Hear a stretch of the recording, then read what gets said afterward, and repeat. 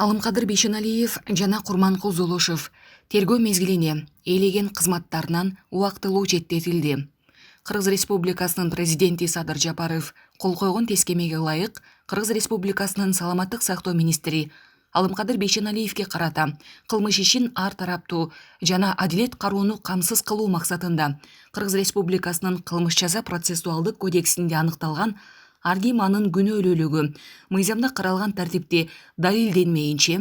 жана мыйзамдуу күчүнө кирген соттун айыптоо өкүмү менен белгиленмейинче кылмыш жасоого күнөөсүз деп эсептелет деген күнөөсүздүк презумпциясынын конституциялык принцибин, ошондой эле иштин жагдайларын изилдөөнүн ар тараптуулук, толуктук жана объективдүүлүк принцибин көңүлгө алып, Кыргыз Республикасынын саламаттык сактоо министри менен Кыргыз Республикасынын башкы прокурорунун ортосунда түзүлгөн жеке мамилелерди эске алып, Кыргыз Республикасынын 66, 71 беренелерин жана 89 беренесинин 3-бөлүгүн жетекчиликке алып,